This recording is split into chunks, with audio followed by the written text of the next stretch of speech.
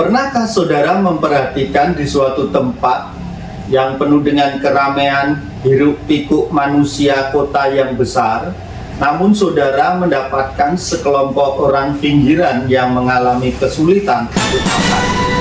Di daerah-daerah terpencil seringkali dijumpai adanya kondisi kelaparan ekstrim yang mengakibatkan banyak kematian anak-anak.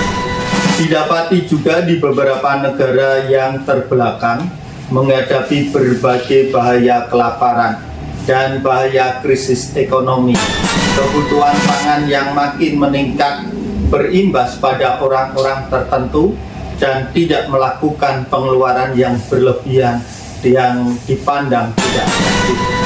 Cukup menarik, kelaparan dan krisis ekonomi yang terjadi hampir merata di seluruh lapisan muka bumi yang dialami oleh banyak umat manusia. Saudara, apakah hal ini menjadi sebuah bagian dari penghukuman Allah akibat meterai ketiga di buka, di mana di situ terlihat penunggang kuda ketiga, kuda berwarna hitam? Untuk itu saudara, mari kita simak bersama-sama dalam tayangan Edukasi Kristen, tayangan yang akan memberkati kita semua beriman dengan logika yang sehat. 3, 2, 1. Salam saudara. Dalam narasi sejarah mitologi dan bahkan fiksi, seringkali kita terpukau oleh kejayaan sang pemimpin, keberanian sang pahlawan utama, atau kebijaksanaan penasihat terpercaya.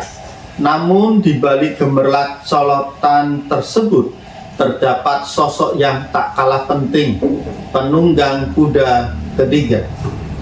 Ia mungkin tidak memimpin barisan terdepan, tidak pula menjadi pusat perhatian, tetapi kehadirannya seringkali menjadi penentu keseimbangan dan kelancaran sebuah perjalanan atau peperangan. Lalu, siapakah sebenarnya penunggang kuda ketiga ini? Ia bukan yang pertama dan yang utama, yang memegang kendali utama dan menentukan arah. Ia juga bukan yang kedua, yang mungkin menjadi wakil atau tangan kanan dengan tanggung jawab besar.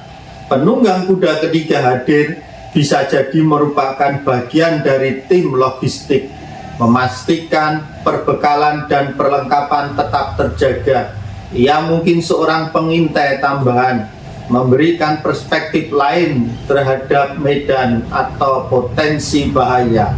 Atau dalam konteks yang lebih simbolis, ia menjadi bisa sebuah kekuatan penyeimbang, sebuah opsi cadangan yang disiapkan, dimainkan ketika rencana utama menemui kendala. Pembukaan segel ketiga yang ditandai kehadiran kuda hitam menggambarkan masa kesusahan dan duka yang parah dalam sejarah Kekaisaran Romawi, dan duka yang parah dalam sejarah Kekaisaran Romawi yang diakibatkan oleh pemajakan yang berlebihan terhadap warganya. Wahyu pasal 6 ayat 5. Firman Tuhan mengatakan, "Dan aku melihat sesungguhnya ada seekor kuda hitam." Ini merupakan simbol kelaparan. Saudara bisa bandingkan di dalam Injil Matius pasal 24 ayat 7.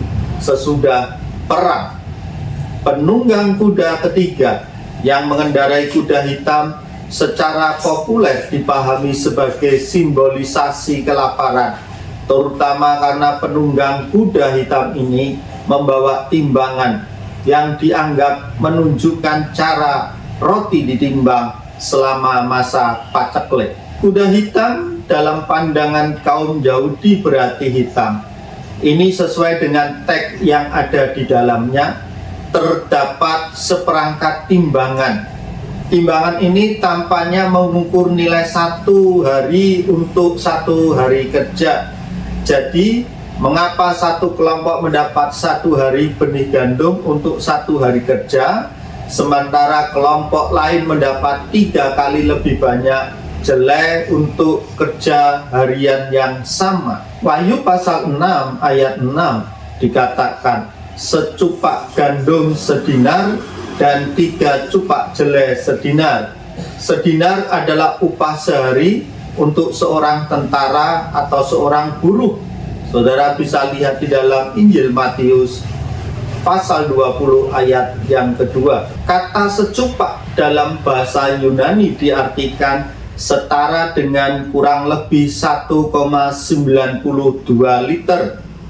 Kita belajar dari Herodotus bahwa jumlah ini dapat membeli jumlah normal makanan yang dibutuhkan untuk satu orang selama 1 hari. Beberapa kalangan berpendapat bahwa harga gandum yang ditunjukkan dalam ayat ini dianggap nilainya sekitar 10 kali lipat dari harga normal, sehingga hal ini dianggap sebagai masa-masa sulit dengan kelaparan terjadi di mana-mana. Ini menunjukkan begitu hebatnya kelaparan. Orang bisa bekerja sepanjang hari dan hanya memiliki cukup makanan untuk dirinya sendiri. Selanjutnya, tetapi jangan rusakkan minyak dan anggur itu. Mengherankan berapa banyak interpretasi untuk detail ini. Perintah jangan rusakkan minyak dan anggur itu dalam Wahyu pasal 6 ayat 6 terjadi pada masa kesengsaraan yang dicatat dalam Wahyu pasal 4 ayat 19. Masa ini ditandai dengan murka Tuhan yang dicurahkan ke atas dunia yang berdosa. Sebenarnya ada 3 rangkaian penghakiman yang akan terjadi selama masa kesengsaraan, yaitu 7 penghakiman meterai, 7 penghakiman sangkakala, dan 7 penghakiman cawan. Perintah surgawi, janganlah rusakkan minyak dan anggur itu, dikeluarkan setelah penghakiman meterai ketiga. Kelaparan dimulai. Penghakiman ini digambarkan sebagai penunggang kuda hitam dan mengikuti meterai kedua, yaitu peperangan yang meluas. Selama masa kelaparan yang terjadi setelah perang, harga makanan melambung tinggi di luar nalar. Secupak gandum sedinar dan 3 cupak jelai sedinar. Pada saat yang sama, suara surgawi menyatakan janganlah rusakkan minyak dan anggur itu. Jadi bahan makanan pokok memang langka 1 liter gandum seharga 1 hari upah kerja. Tetapi bahan makanan lain, sumber nutrisi sekunder masih tersedia. Nubuat ini berkaitan dengan masa ketiga antikristus yang dilambangkan dengan penunggang kuda pertama.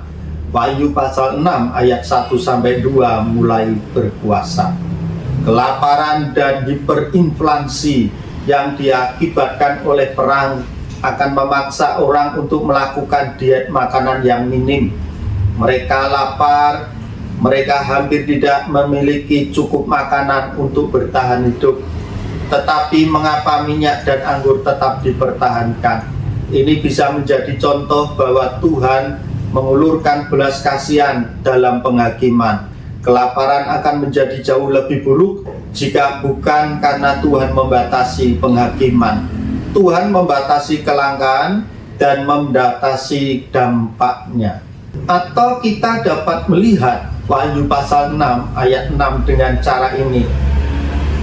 Minyak dan anggur adalah persediaan yang tidak terlalu penting dibandingkan dengan gandum dan jelai, dan dapat dianggap sebagai kemewahan yang kecil. Perintah janganlah rusakkan minyak dan anggur itu mungkin mengindikasikan bahwa orang kaya tidak akan menderita sebanyak orang miskin dalam bencana ekonomi di masa depan. Kurangnya gandum selama penghakiman meterai ketiga disertai dengan melimpahnya minyak dan anggur, kelangkaan di tengah-tengah kelimpahan. Apapun tentang kesengsaraan harus membuat kita memastikan bahwa kita adalah bagian dari keluarga Tuhan dan hidup bijaksana, adil dan beribadah di dalam dunia sekarang ini.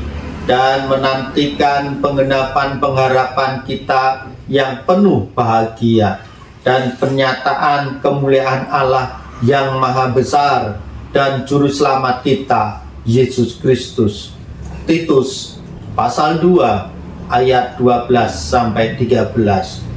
Demikianlah saudara, ketika meterai ketiga dibuka, bahwa penunggang kuda yang ketiga berwarna hitam akan memiliki pengaruh yang besar terhadap orang-orang yang tinggal di muka bumi, bahwa kelaparan akan terjadi di mana-mana, krisis ekonomi dan pangan terjadi di mana-mana, kesulitan di dalam bidang ekonomi dirasakan oleh siapapun juga.